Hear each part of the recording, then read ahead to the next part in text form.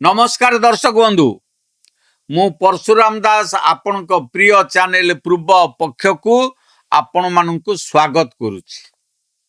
दर्शक बंधु आज आम एमिति एक संवेदनशील तथा चांचल्यकर विषय उपरे चर्चा करिबा जहाँ शुणिले आपण भी आश्चर्य होइजिबे।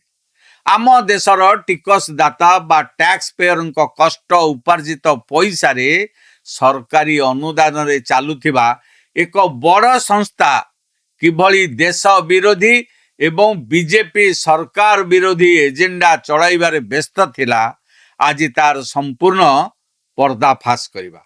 आसंतु आरंभ करिबा आजिर विशेष उपस्थापना सरकारी टंकारे सरकारी विरोधी षडयंत्र सीएसडीएस उपरे पड़िला ताला। दर्शक बंधु आमे प्रायतः आलोचना करू जे भारत को विदेशी शक्ति मानक ठारू बड़ विपद रही। जॉर्ज सोरोसंक भली विदेशी कोटिपति माने बसिछंती जेउ माने भारतर गणतंत्र को अस्थिर करिबा पई मोदी सरकारंक विरुद्ध रे नैरेटिव बा एजेंडा तैयारी करिबा पई पानी भली पैसा बांटिबा को प्रस्तुत अछंती।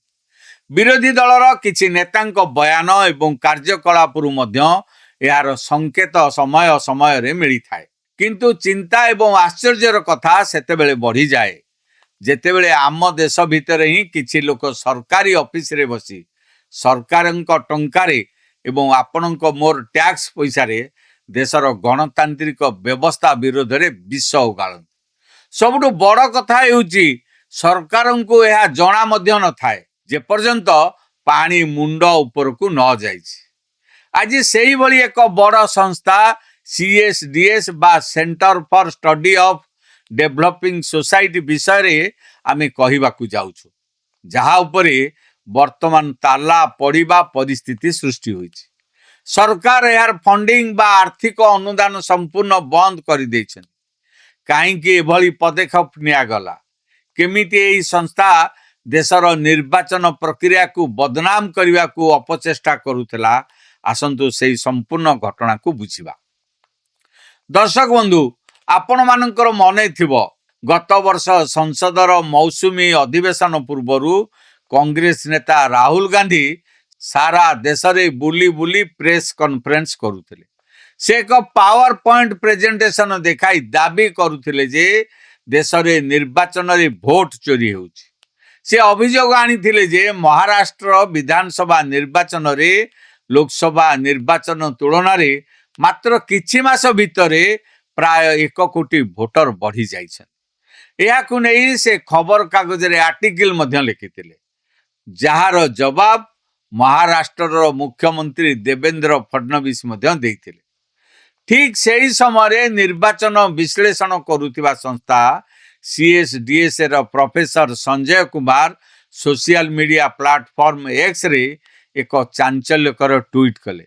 से लेखिले जे महाराष्ट्र नासिक वेस्ट एवं हिंगनी भली किछि विधानसभा आसन रे मात्र किछि मास मध्य रे 43 रु 47% भोटर वृद्धि पाइछन। अन्यपटे रामटेक और देवलाली भली सीट रे 36 रु 38% भोटर कमी जाइछन। आपण माने निजे टिके चिंता करंतु, कौनसी जगार जनसंख्या कौन मात्र 6-7 मास भितरे 47% बढ़ी जाई पारे किंबा 38% कमी जाई पारे? यह प्राकृतिक भावे संपूर्ण असंभव। संजय कुमार ट्वीट आसीबा मात्रे राहुल गांधी एवं तांको इकोसिस्टम जो एजेंडा तैयारी करुथिले ताहाकू बल मिलीगला। विरोधी एवं किछि वामपंथी डिजिटल मीडिया चैनल याकू नै भारतीय निर्वाचन कमिशन को उपरे प्रश्न उठाइबा आरंभ कले, किंतु सत बेसी समय लुचि रहे नाही।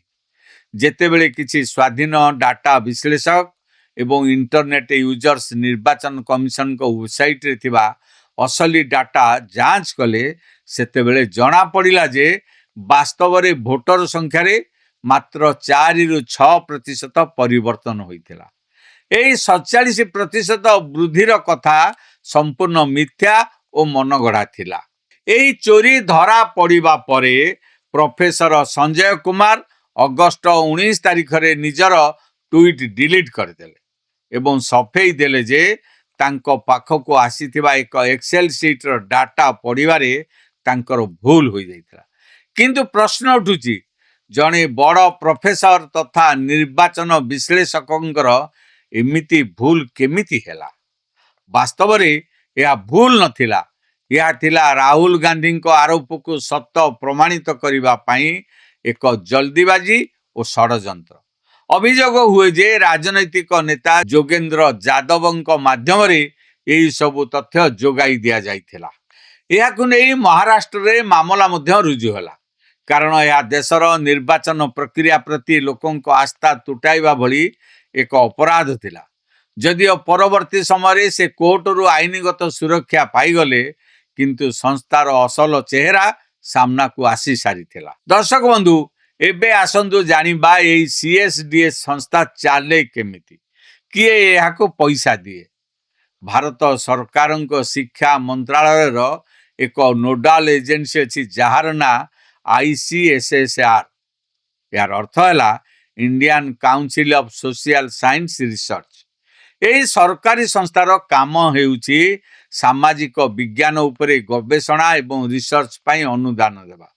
1960 ଦଶକରୁ ତିଆରି ହୋଇଥିବା ଏହି CSDSକୁ ବର୍ଷ ବର୍ଷ ଧରି ସରକାରୀ ଅନୁଦାନ ମିଳୁଥିଲା।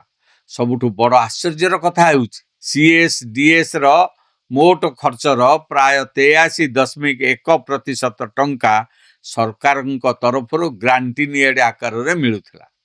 ଏପରିକି ସେଠାରେ କାମ କରୁଥିବା କର୍ମଚାରୀ ଓ ପ୍ରଫେସରମାନଙ୍କ ଦରମା ଓ ଭତ୍ତାର 76.5% ଭାଗ କେବଳ ସରକାରୀ ପାଣ୍ଠିରେ ହିଁ ଦିଆଯାଉଥିଲା। ଆର୍ଥିକ ବର୍ଷ 2024-25ରେ CSDSର ମୋଟ ଆୟ 7.56 କୋଟି ଟଙ୍କା ଥିବାବେଳେ ସେଥିରୁ 6.28 କୋଟି ଟଙ୍କା କେବଳ ଭାରତ ସରକାରଙ୍କ ଶିକ୍ଷା ବିଭାଗ ଦେଇଥିଲା। ଅର୍ଥାତ୍ ସରକାରଙ୍କ ପଇସାରେ ବଡ଼ ବଡ଼ AC ଅଫିସ ଚାଲିବ, ସେମାନଙ୍କ ଟଙ୍କାରେ ମୋଟା ଅଙ୍କର ଦରମା ମିଳିବ, ଆଉ ସେହି ଅଫିସରେ ବସି ଦେଶର ଗଣତନ୍ତ୍ର ଏବଂ ସରକାରଙ୍କ ବିରୋଧରେ ହିଁ ଷଡ଼ଯନ୍ତ୍ର କରାଯିବ। ଦଶନ୍ଧି ଧରି କଂଗ୍ରେସ ଶାସନ କାଳରେ ଏହି ସଂସ୍ଥାମାନଙ୍କୁ ପୋଷା ଯାଉଥିଲା, ଯାହା ଫଳରେ ସେମାନଙ୍କ ରକ୍ତରେ ଏକ ନିର୍ଦ୍ଦିଷ୍ଟ ରାଜନୈତିକ ଦଳ ପ୍ରତି ଆନୁଗତ୍ୟତା ରହିଆସିଛି। ସେଥିପାଇଁ ସେମାନେ ନିଜକୁ ସବୁଠୁ ବଡ଼ ଜ୍ଞାନୀ ଭାବି ଖବରକାଗଜ ଓ ଟିଭି ଚ୍ୟାନେଲରେ ବସି ଭେଦଭାବପୂର୍ଣ୍ଣ ଏବଂ ପକ୍ଷପାତିତାମୂଳକ ରିପୋର୍ଟ ପ୍ରକାଶ କରୁଥିଲେ। ଏହି ଘଟଣା ସାମ୍ନାକୁ ଆସିବା ପରେ କେନ୍ଦ୍ର ଶିକ୍ଷାମନ୍ତ୍ରୀ ଧର୍ମେନ୍ଦ୍ର ପ୍ରଧାନ ଏହାକୁ ଅତ୍ୟନ୍ତ ଗମ୍ଭୀରତାର ସହ ନେଇଥିଲେ। ସଂସଦରେ ଏହି ପ୍ରସଙ୍ଗ ଉଠିବା ପରେ ସେ ICSSRକୁ ଏକ ଉଚ୍ଚସ୍ତରୀୟ ତଦନ୍ତ କମିଟି ଗଠନ କରିବାକୁ ନିର୍ଦ୍ଦେଶ ଦେଲେ। ଏହି କମିଟିରେ UGCର ପୂର୍ବତନ ସେକ୍ରେଟାରୀ, CAGର ପୂର୍ବତନ ସରକାରୀ ଅଡିଟର ଏବଂ ଜଣେ କେନ୍ଦ୍ରୀୟ ବିଶ୍ୱବିଦ୍ୟାଳୟର ପୂର୍ବତନ କୁଳପତି ମଧ୍ୟ ସାମିଲ ଥିଲେ। ଏହି କମିଟି ଯେତେବେଳେ CSDSର ଭିତର କଥା ଖୋଳତାଡ଼ କଲା, ସେତେବେଳେ ଯେଉଁ ସବୁ ସାଂଘାତିକ ଦୁର୍ନୀତି ସାମ୍ନାକୁ ଆସିଲା, ତାହା ଶୁଣିଲେ ଆପଣମାନେ ଚକିତ ହୋଇଯିବେ। କମିଟିର 11ଟି ସୂତ୍ରରୁ ଜଣାପଡ଼ିଲା ଯେ CSDSରେ ଅନେକ ପ୍ରଫେସର ଏବଂ ଫ୍ୟାକଲ୍ଟି ନିଯୁକ୍ତି UGCର ବାଧ୍ୟତାମୂଳକ ନିୟମ ଏବଂ ଶିକ୍ଷାଗତ ଯୋଗ୍ୟତାକୁ ସମ୍ପୂର୍ଣ୍ଣ ବେଖାତରି କରି କରାଯାଇଥିଲା। ନିଜ ପସନ୍ଦର ଲୋକଙ୍କୁ ଚାକିରି ବଣ୍ଟା ଚାଲିଥିଲା। ଅଣଶିକ୍ଷକ କର୍ମଚାରୀମାନଙ୍କ ନିଯୁକ୍ତି ପାଇଁ କୌଣସି ସର୍ବସାଧାରଣ ବିଜ୍ଞାପନ ଦିଆଯାଇନଥିଲା। ସଂସ୍ଥାର ନିର୍ଦ୍ଦେଶକ ନିଯୁକ୍ତି ପ୍ରକ୍ରିୟା ମଧ୍ୟ ସମ୍ପୂର୍ଣ୍ଣ ଅପାରଦର୍ଶୀ ଥିଲା। ଭାରତ ସରକାରଙ୍କ ସାଧାରଣ ଆର୍ଥିକ ନିୟମକୁ ପାଳନ ନକରି କୋଟି କୋଟି ଟଙ୍କାର ଆର୍ଥିକ କାରବାର କରାଯାଇଥିଲା। ଏପରିକି ଯେଉଁ କର୍ମଚାରୀଙ୍କ ସ୍ୱାମୀ ବା ସ୍ତ୍ରୀ ସରକାରୀ କ୍ୱାର୍ଟରରେ ରହୁଥିଲେ, ସେମାନଙ୍କୁ ମଧ୍ୟ ବେଆଇନ ଭାବେ ଘର ଭଡ଼ା ଭତ୍ତା ପ୍ରଦାନ କରାଯାଇ ଲୁଟ୍ ଚାଲିଥିଲା। ପୂର୍ବରୁ ସ୍ୱରାଷ୍ଟ୍ର ମନ୍ତ୍ରୀ ଅମିତ ଶାହଙ୍କ ନିର୍ଦ୍ଦେଶରେ ଏହି ସଂସ୍ଥାର FCRA ଲାଇସେନ୍ସକୁ ସ୍କ୍ରିନିଂ କରାଯାଇ ବିଦେଶରୁ ଆସୁଥିବା ଟଙ୍କାକୁ ମଧ୍ୟ ବନ୍ଦ କରାଯାଇ ସାରିଥିଲା। ଗତ 1 ବର୍ଷ ହେବ ସରକାରୀ ପାଣ୍ଠି ବନ୍ଦ ହେବା କାରଣରୁ ଏବେ CSDSରେ କର୍ମଚାରୀଙ୍କୁ ଦରମା ଦେବା ପାଇଁ ପଇସା ନାହିଁ। ନିକଟରେ ଦେଶର ଏକ ପ୍ରମୁଖ ଜାତୀୟ ଖବରକାଗଜ ଇଣ୍ଡିଆନ୍ ଏକ୍ସପ୍ରେସରେ ଖବର ପ୍ରକାଶ ପାଇଛି ଯେ आर्थिक संकट जोगु एही संस्था एबे बंद हेबा परिस्थिति को चली आसी जेतेबेले गणमाध्यम प्रतिनिधि माने एही विषय रे संस्थार निर्देशक अवधेन्द्र शरण एवं प्रोफेसर संजय कुमार को पचारिले से माने कहिले सेमानंक पाखरे एभली कोनोसी तदंत रिपोर्ट नाही किंतु वास्तवता हेउची जेतेबेले ऑडिट हुए सबु प्रश्न सेमानंकु ही पचारा जाइथाय एबे निजर चोरी लुचाइबा पई सरकार को बदनाम करिबा पई सेमाने विक्टिम कार्ड खेलिबा आरंभ कर दैछन एहा प्रथम घटना नुहे एहा पूर्वरु आउ एक बड़ थिंक टैंक रो मध्य समान अवस्था होइथिला जेउठी आयकर विभागर जांच परे तार लाइसेंस रद्द करा जाइथिला मोदी सरकार शासन काल रे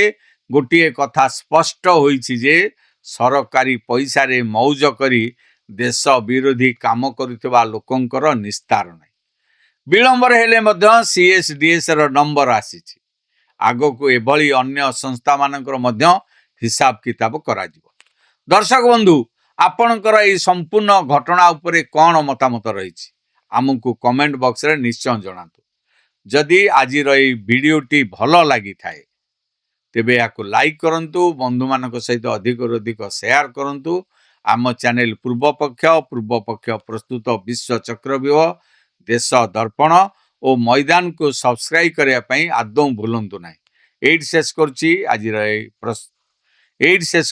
आज अध्याय पुणी देखा हबो एक नुआ प्रसंग सहित से पर्यंत मुझे विदाय दियंतु रहूची नमस्कार मन कहूछि किछि नुआ करिबा पई हेले पाखरे संबल नाही तेबे व्यस्त होंतु नाही मधुलिका एंटरप्राइजेस एबे बुझिबो आपणक मन कथा क्षुद्र शिल्प ठारु नै मध्यम शिल्प पई सुलभ मूल्य रे जोगाई देबो समस्त प्रकार मेसिन और रॉ मटेरियल जहाकु नै आपण सहज रे आरंभ करि परिबे नुआ एक व्यवसाय अधिक जानिबा पई आज ही कॉल करंतु।